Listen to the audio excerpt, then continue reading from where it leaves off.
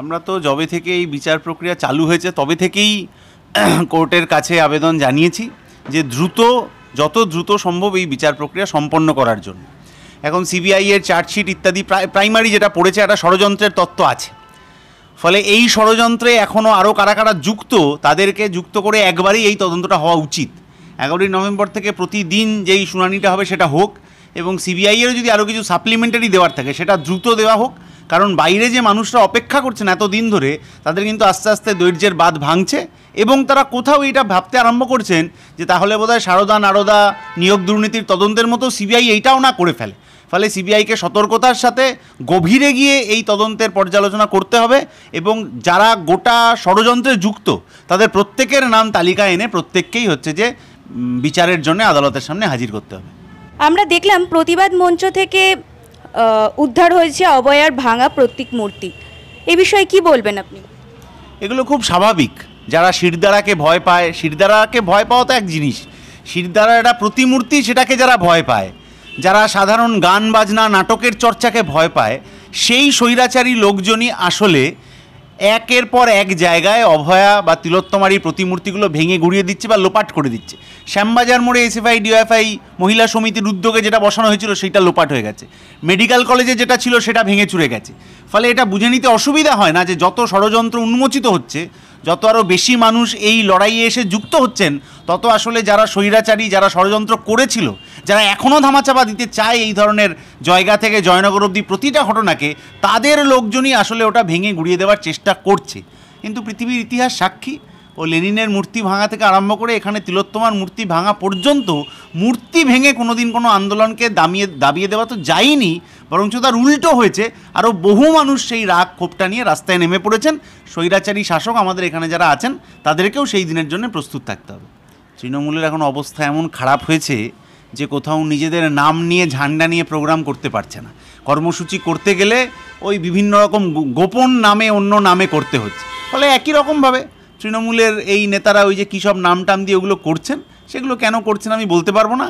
আর এমন কিছু দাবি ইত্যাদি তোলার চেষ্টা করছেন যেটা আসলে এই মূল যে ফোকাসটা তিলোত্তমার বিচার এবং স্বাস্থ্যমন্ত্রী, স্বরাষ্ট্রমন্ত্রী এবং স্বাস্থ্য দপ্তর ও স্বরাষ্ট্র দপ্তরের যে অপদার্থতা, তার বিচারটাকে যাতে ডাইলিউট হয়ে যায় সেই জন্য কিছু মানুষ চেষ্টা করছেন, কিন্তু সেই চেষ্টা সফল হবে না, কারণ লাখো লাখো মানুষ রাস্তায় নেমে অপরাধীকে চিনে ফেলেছেন এবং ষড়যন্ত্রকারীদেরও চিনে ফেলেছেন। দেশের উন্নতি আটকাতে ওয়াকফ আলোচনায় বাধা দিচ্ছে তৃণমূল কংগ্রেস, কিভাবে দেখছেন বিষয়টাকে? তৃণমূল আর বিজেপি কখনো কেউ কাউকে বাধা দেয় না। তৃণমূল এবং বিজেপি সবসময়ই একে অন্যের পরিপূরক হিসেবে কাজ করে, সেই কারণেই এখন ওয়াকফ নিয়ে চর্চা উঠেছে।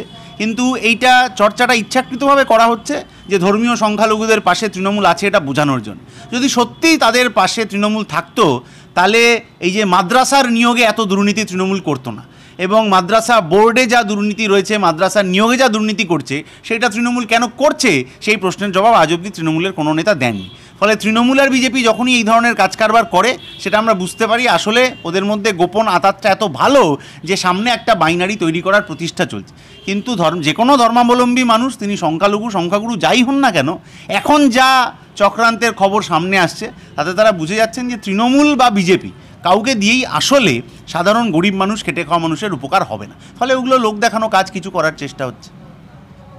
ভারতের প্রতিনিধিত্ব করতে নরওয়েতে যাচ্ছেন তৃণমূলের সর্বভারতীয় সম্পাদক অভিষেক ব্যানার্জি, কি বলবেন এই বিষয়ে? বিজেপি যতদিন আছে ততদিন এই ধরনের অপরাধীরা বা অপরাধের অভিযোগ আছে যাদের বিরুদ্ধে, তারা সবাই মাথা উঁচু করে ঘুরে বেড়াতে পারবে, কারণ সমাজবিরোধীরা জানে এটা তাদের সরকার। এর আগে হাথরাসের ঘটনায়, উন্নাওয়ের ঘটনায়, বিলকিস বানুর নির্যাতনকারীদের মালা পরানোর ঘটনায় কোনো বিজেপি নেতার শাস্তি হয়নি। ঠিক একই রকমভাবে এখানে যখন এই ঘটনা ঘটছে, একের পর এক নির্যাতনের ঘটনা, তখন আরএসএসের নেতা মোহন ভাগবত তিনি বলছেন যে রাজ্য সরকার যা করবে আমরা তার পাশে আছি। ফলে তৃণমূল বিজেপি যা লোক দেখানো কাজ কারবার করে করুক।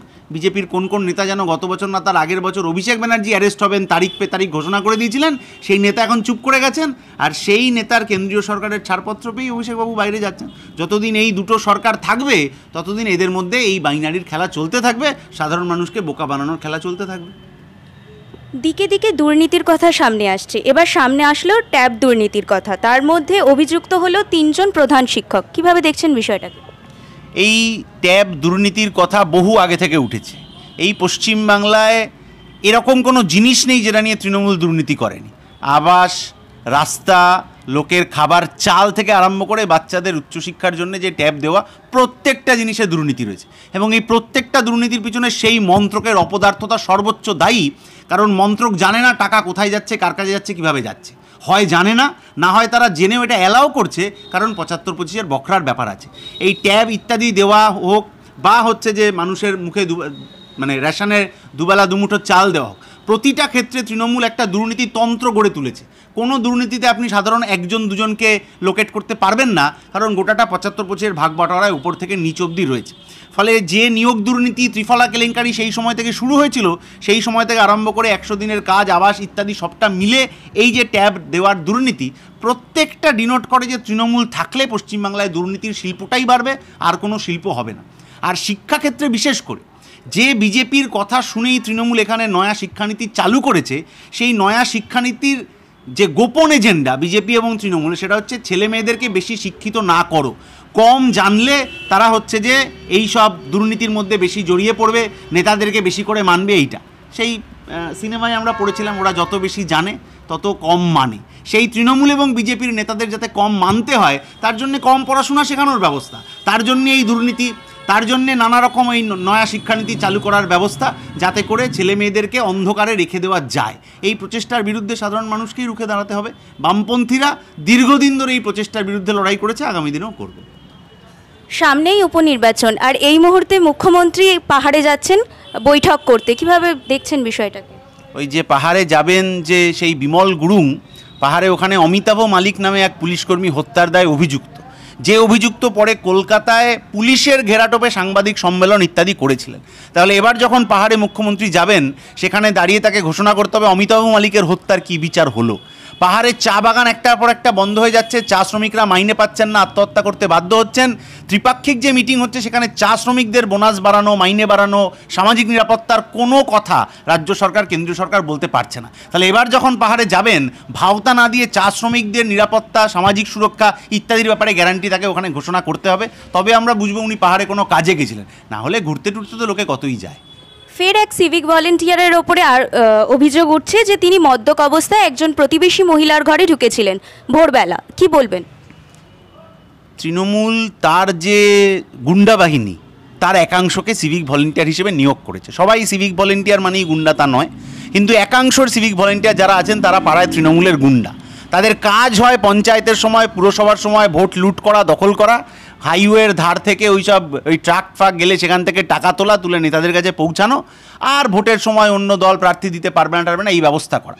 ফলে সমাজ বিরোধীরা যারা মনে করছে এই সরকার তারা যখন গায়ে উর্দি চাপিয়ে নিচ্ছে তাদের একাংশ, তারা তো জানে যে সে যা খুশি করতে পারে তাকে সরকার ধরবে না। আপনি আরজি করের ঘটনা দেখুন, আনিস খানের ঘটনা দেখুন, বা এই যে মদ্যপ অবস্থায় বাড়ি ঢুকে পড়ার ঘটনা দেখুন। একের পর এক ঘটনায় সিভিক ভলেন্টিয়াররা যেভাবে অভিযুক্ত হচ্ছেন, তাতে পুলিশের সম্মান নষ্ট হচ্ছে, কিন্তু পুলিশ মন্ত্রী তিনি কোনো কথা বলছেন না। অবিলম্বে এই সিভিক ভলেন্টিয়ারের মধ্যে যারা তৃণমূলের গুন্ডা আছে, তাদেরকে চিহ্নিত করে তাদের পাস্ট রেকর্ড দেখে তাদের চাকরি থাকবে কি থাকবে না এটা ঠিক করা উচিত, যদি মুখ্যমন্ত্রীর বুকের পাটা থাকে। আর যদি সেটা না থাকে, তাহলে তিনি পদত্যাগ করে অন্য কাউকে মন্ত্রী হিসেবে কাজ চালানোর জন্য দিন, কারণ গত 13 বছরে তার ব্যর্থতাই বারবার প্রমাণ হচ্ছে।